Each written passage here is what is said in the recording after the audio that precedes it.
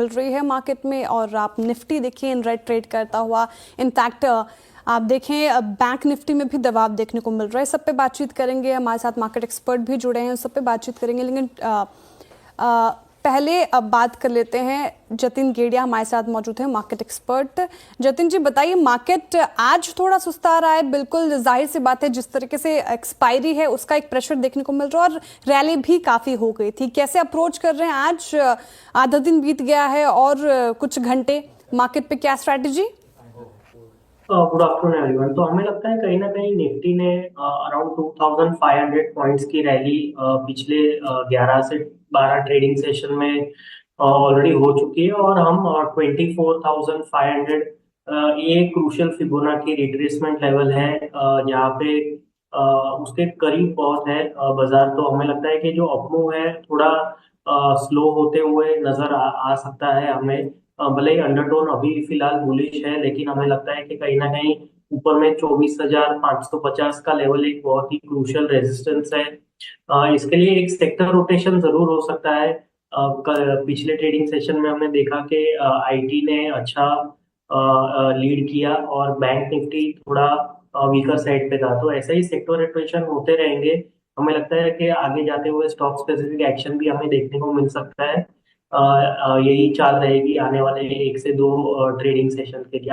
आज की अगर जो एक्सपायरी की बात करूं तो 24,300 के आसपास की एक्सपायरी हम एक्सपेक्ट कर रहे हैं निफ्टी में।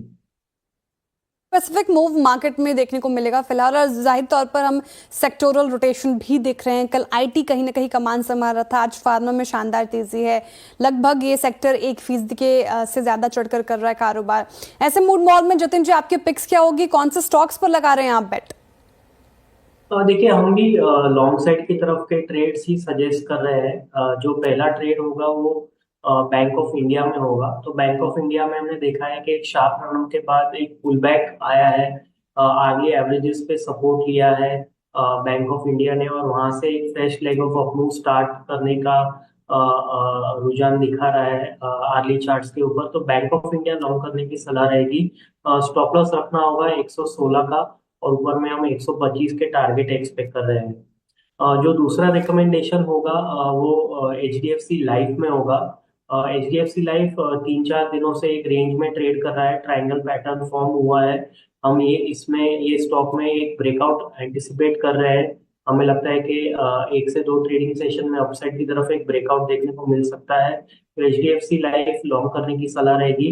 स्टॉप लॉस रखना होगा 703 रुपए का, और ऊपर में 745 के target expected. Bank of India अच्छी तेजी यहाँ पे भी देखने को मिल रही है। यहाँ पे खरीदारी की राय लॉन्ग कर सकते हैं आप। स्टॉप लॉस हालांकि आपको 116 का रखना है, टारगेट 125 का आप एक्सपेक्ट कर सकते हैं। दूसरा स्टॉक जितने जी ने बताया एचडीएफसी लाइफ, यहाँ पे भी खरीदारी की राय लॉन्ग कर सकते हैं आप इसको।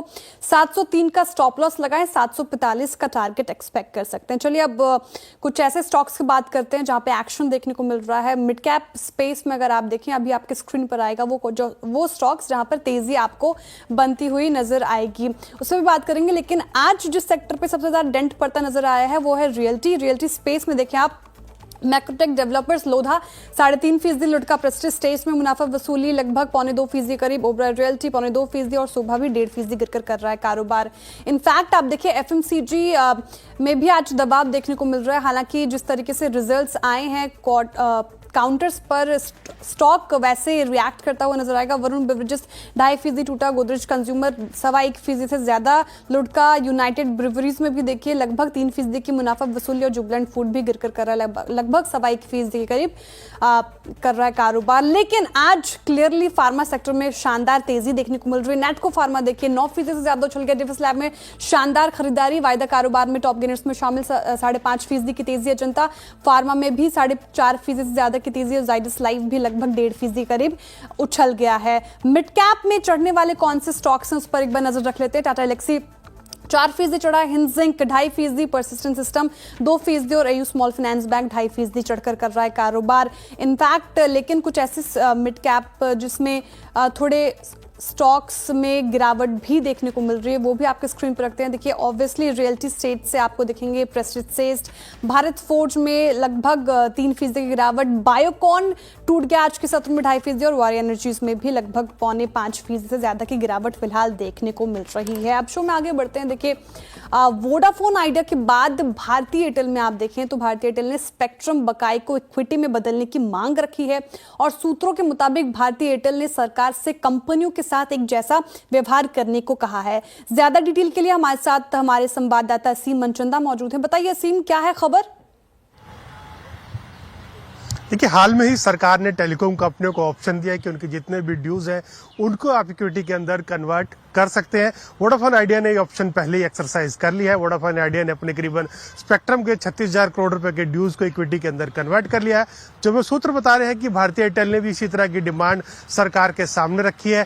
भारतीय एयरटेल चाहती है कि या तो सरकार जो उसने एक्सेस पेमेंट दी हुई है उसको या तो वो एडजस्ट करे या फिर जो सरकार उसको भी इसी तरह का एक विकल्प दे जिसके अंदर की अपनी इक्विटी जो है उस स्पेक्ट्रम के ड्यूज है उनको इक्विटी के अंदर कन्वर्ट कर सके। जब हमने भारतीय एयरटेल से इस खबर पर प्रतिक्रिया चाही तो कंपनी ने इसका कोई भी जवाब नहीं दिया है। हालांकि हमने सरकार से पूछा तो सरकार का कहना था कि ये जो ऑप्शन है वो सभी कंपनियों के लिए खुली है। हमने जो फैसला लिया है वो सारी कंपनियां इसके अंदर आवेदन कर सकती है, लेकिन सरकार इसके ऊपर केस टू केस बेसिस के ऊपर विचार करेगी। यानी कि जब हमारे सामने कोई भी प्रपोजल आएगा हम उसके प्रोज एंड कॉन देखेंगे, उसके बाद फाइनल डिसीजन हमारा होगा। तो अभी सरकार ने इसके ऊपर कोई भी फैसला नहीं लिया है। ठीक है, तो फिलहाल शुक्रिया असीम तमाम जानकारी के लिए। वोडाफोन के स्पेक्ट्रम ड्यूज को सरकार ने इक्विटी में तब्दील कर दिया था। भारतीय एयरटेल का भी ये मानना है कि हमारे साथ भी एक जैसा व्यवहार किया जाए, हमारे भी ड्यूज को इक्विटीज में तब्दील किया जाए। हालांकि कंपनी ने इस पर कोई रिएक्शन देने से अभी फिलहाल मना कर दिया। कोई भी अपडेट होगा सबसे पहले आप देखेंगे CNBC आवाज पर। चलिए अभी एक ले रहे ब्रेक और ब्रेक के बाद कुछ और शेयरों पर भी करेंगे बातचीत। आप देखते रहिए CNBC आवाज। CNBC आवाज मोतीलाल ओसवाल लाइव स्टूडियो में एक बार फिर से सभी का स्वागत है। आप देख रहे हैं मिड कैप मंत्रा, मैं हूं आपके साथ श्रेया ठाकुर। देखिए FMCG सेक्टर के कुछ स्टॉक्स में रिएक्शन हमें देखने को मिल रहा है, एक्शन हमें देखने को मिल रहा है। रिजल्ट भी आए, HUL के रिजल्ट आए और बाजार ने पनिश के एकदम शानदार मूव आया था। रिजल्ट ठीक ही है लेकिन वहां से फिर से एक मुनाफा वसूली देखने को मिली। FMCG सेक्टर पे और डिटेल में बात करेंगे लेकिन कुछ स्टॉक्स पर अभी फिलहाल बात कर लेते हैं। आप देखिए टाटा कंज्यूमर में आज अच्छी रैली देखने को मिल रही है। बस स्क्रीन पर रखते हैं टाटा कंज्यूमर 1% की तेजी यहाँ पे डे हाई पर कर रहा है कारोबार 1162 के लेवल पर। टाटा कंज्यूमर जतिन जी देखिए स्टॉक में एक्शन, हालांकि FMCG में प्रेशर है आज लेकिन स्टॉक में अच्छी रैली देखने को मिल रही है। रिजल्ट भी ठीक लगे, स्ट्रीट को रिवॉर्ड किया है। क्या स्ट्रैटेजी यहाँ पे अपनाए निवेशक? देखिए फर्स्ट ऑफ ऑल सुबह को एक नीचक रिएक्शन देखने मिला था in the case of Tata consumer, लेकिन ये स्टॉक ने 1120 के आसपास स्टेबलाइज होकर एक अच्छा रिकवरी देखने को मिला है। हमें लगता है कि अपसाइड में ये 1190 1200 रुपए तक का अपमूव दिखा सकता है। करंट स्तरों से अराउंड 35-40 और रुपीज का अपसाइड पॉसिबल है, लेकिन कंसिडरिंग कि इसमें ऑलरेडी एक शार्प रनअप आ चुका है तो उपले स्तरों पे यानी कि रेजिस्टेंस के आसपास 1190 1200 के आसपास एक प्रॉफिट बुकिंग की भी सलाह रहेगी। हमें लगता है कि अपसाइड है लेकिन लिमिटेड अपसाइड, लेकिन limited upside partial profit booking की सलाह है यहाँ पे फिलहाल। और कुछ और स्टॉक्स की बात करते हैं। आप देखिए HUL और नेस्ले के नतीजे भी आ जाए, नतीजों के बाद दोनों शेयरों में अभी फिलहाल गिरावट देखने को मिल रही है। क्या है नतीजे बताने के लिए यतिन मौजूद हैं। यतिन बताइए, HUL के नतीजे तो अच्छे दिख रहे हैं, हमने लगातार चर्चा भी की सुबह से, लेकिन शेयर पिट गया आज। क्या है नतीजे? और नेस्ले पे भी बात कीजिए, नेस्ले के नतीजे कैसे रहे, स्टॉक कैसे रिएक्ट कर रहा है फिलहाल? बिल्कुल, तो दोनों ही HUL नेस्ले के रिजल्ट जो है अनुमान के मुताबिक थे। हालांकि मैनेजमेंट कमेंट्री थोड़ी फीकी रही है जिसके कारण HUL के काउंटर में और नेस्ले के काउंटर में आपको प्रेशर दिखाई दे रहा है। अगर हम HUL के रिजल्ट्स की बात करें तो मुनाफा लगभग 2500 करोड़ रुपए के आसपास आया है। एबिटा मार्जिन्स लगभग 22%, 22.8% के आसपास आए हैं और जो वॉल्यूम ग्रोथ है लगभग 2% रही है, जबकि अनुमान था लगभग 2 से 3% के आसपास का। और अगर हम देखें तो पिछले क्वार्टर वॉल्यूम ग्रोथ बिल्कुल फ्लैट था, उसके मुकाबले यहां ग्रोथ आती हुई नजर पड़ी है जो कि बाजार को पसंद आई। हालांकि मैनेजमेंट की जो कमेंट्री है थोड़ी फीकी रही। उन्होंने अपना मार्जिन गाइडेंस ज्यादा इन्वेस्टमेंट्स और बढ़ते हुए FMCG प्रोडक्ट्स के दामों के चलते यानी रॉ मटेरियल कॉस्ट के बढ़ते चलते इन्होंने अपना जो मार्जिन गाइडेंस है वो काटा है 23 से 22 से 23% के आसपास अब नए मार्जिन्स का प्रोजेक्शन है, जबकि इनका जो पहले का रेंज था लगभग 23 से 24% का था। तो लगभग 1% से इन्होंने अपना मार्जिन आउटलुक काटा है। अगर हम नेस्ले की भी बात करें तो मुनाफे में आपको एक कटौती देखने को मिली है। 885 करोड़ मुनाफा रहा है, जो पिछले साल सेम क्वार्टर में 934 करोड़ के आसपास था। एबिटा मार्जिन्स भी घटे हैं, 25.5% से घट के 25.2% के आसपास आए हैं, और घरेलू वॉल्यूम ग्रोथ 2% आई है, जो अनुमान था लगभग 3% के आसपास का। दूध और कॉफी, ये दो बड़े रॉ मटेरियल्स है जिसके दामों में हमने फर्मनेस देखी है। इनफैक्ट कॉफी के दाम और कोको के दाम बढ़ने से नेस्ले के मार्जिन्स पे प्रेशर आता है, जो मैनेजमेंट ने एक्नॉलेज किया है, और कोई शॉर्ट टर्म या मीडियम टर्म में ऐसा नहीं लग रहा है कि ये ट्रेंड रिवर्स होगा।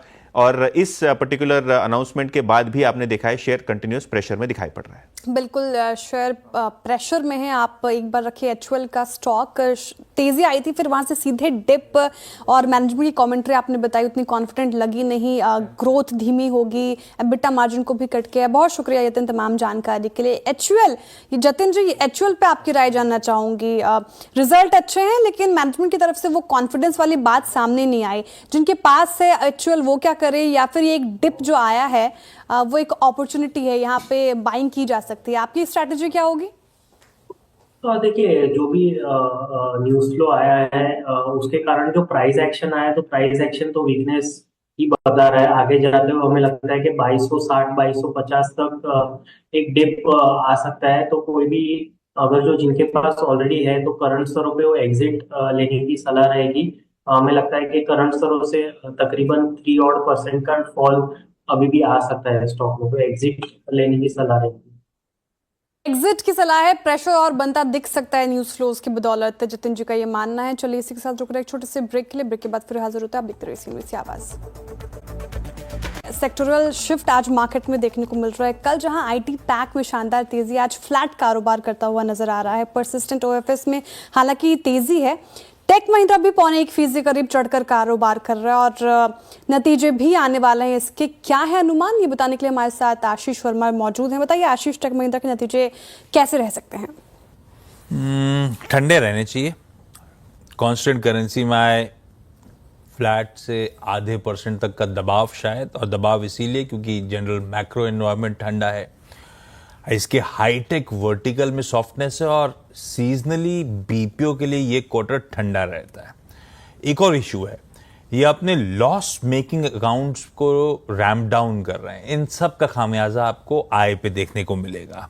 मार्जिन्स हो सकता है फ्लैट से 30 बेसिस पॉइंट्स बढ़ रहे हों, बढ़ इसलिए रहे हों क्योंकि ऑपरेशनल एफिशिएंसीज किक इन हो रही होंगी। खास तौर पे इनका एक प्रोजेक्ट फोर्टियस है, जिसका मूल मकसद है मार्जिन्स को इंप्रूव करना, हाई मार्जिन सेगमेंट्स पे ज्यादा फोकस करना। वो सब इनिशिएटिव्स मदद कर रहे होंगे। नजर रहेगी किस तरह की डील विंस हैं। पिछले 8 क्वार्टर्स से औसतन $550 मिलियन क्वार्टरली रन रेट रहा है।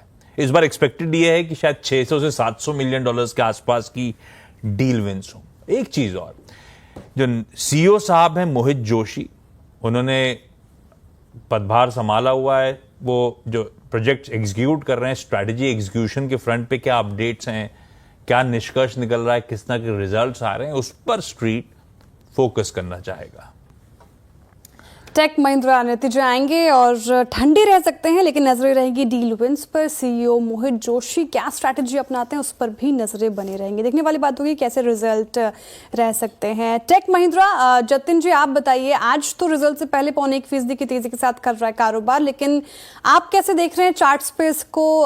क्या यहाँ पे कोई ट्रेडिंग अभी फिलहाल बन रही है, क्या करना चाहिए?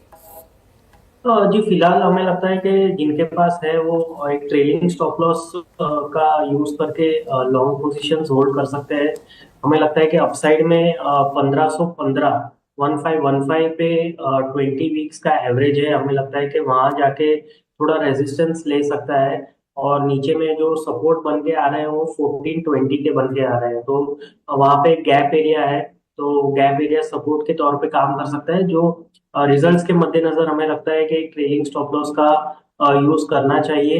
1420 का एक स्टॉप लॉस लगा के लॉन्ग्स होल्ड करें। 20 का स्टॉप लॉस लगाकर लॉन्ग होल्ड कर सकते हैं टेक महिंद्रा पे फिलहाल ये स्ट्रैटेजी आपके लिए। बहुत शुक्रिया जतिन जी हमारे साथ इस शो में मौजूद रहने के लिए और तमाम सवालों के जवाब देने के लिए। चलिए अब वक्त हो चुका है खिलाड़ी नंबर 1 के अपडेट का। इस हफ्ते इक्विनॉक्स रिसर्च के पंकज रांदर जी, कोटक सिक्योरिटीज के अमोल अठावले और मंत्री फिनमार्ट के अरुण कुमार मंत्री के बीच मुकाबला है। क्या स्थिति फिलहाल देखने को मिल रही है अभी आपके स्क्रीन पर? इस वक्त पहले पायदान पर पहुंच चुके हैं अरुण कुमार मंत्री जी। पोर्टफोलियो इनका 11.13% करीब 11.5% करीब पॉजिटिव रिटर्न देता हुआ नजर आ रहा है। दूसरे पायदान पर पंकज रांदर जी हैं, इनका पोर्टफोलियो लगभग 9% करीब रिटर्न देता हुआ नजर आ रहा है। और तीसरे पायदान पर अमोल अठावले जी हैं, इनका पोर्टफोलियो लगभग 2.25% करीब पॉजिटिव रिटर्न देता हुआ फिलहाल नजर आ रहा है। चलिए इस शो से इतना ही और अभी हो चुका एक वक्त ब्रेक का। ब्रेक के उस पार नो योर कंपनी में आज हम बात करेंगे टाटा कम्युनिकेशन के CFO कबीर अहमद शाकिर से।